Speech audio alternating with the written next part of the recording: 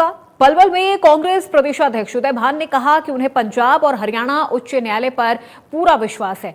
जो उन्होंने चुनाव को लेकर कोर्ट में पिटीशन डाली है उस पर जल्द से जल्द सुनवाई होने जा रही है। अदालत में रजिस्ट्रार कार्यालय में ईवीएम मशीन की ट्रायल वोटिंग करने की मांग की गई है, जिसमें गुरुवार को उच्च न्यायालय की पीठ ने केंद्रीय चुनाव आयोग को नोटिस देकर पेश होने के आदेश जारी किए हैं, जिसमें 24 अक्टूबर को केंद्रीय चुनाव आयोग को पेश होना है। वहीं रोहतक में हुई इनेलो की रैली को लेकर उदय भान ने कहा कि अब इनेलो का जनाधार नहीं रहा। इससे पहले भी रजिस्ट्रार के यहाँ सुप्रीम कोर्ट में हुआ था सरपंच वाला मामला पानीपत जिले का। वहां पर ईवीएम मशीन मंगाई थी और वो रिजल्ट बदल गया था।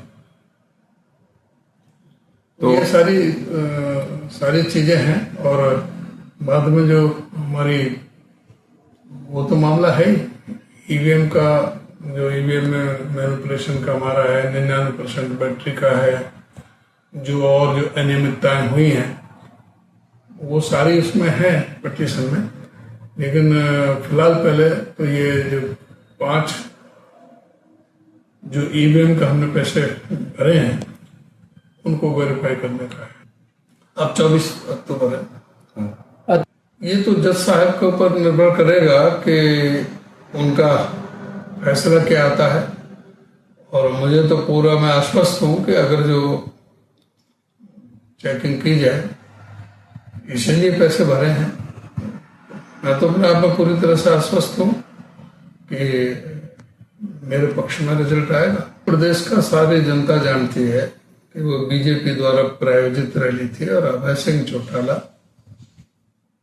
या दुष्यंत चौटाला ये बीजेपी के लिए ही काम करते हैं। ये क्या किसी से छिपा हुआ है कि जब भी समय आता है राज्यसभा में वोट किसको करते हैं?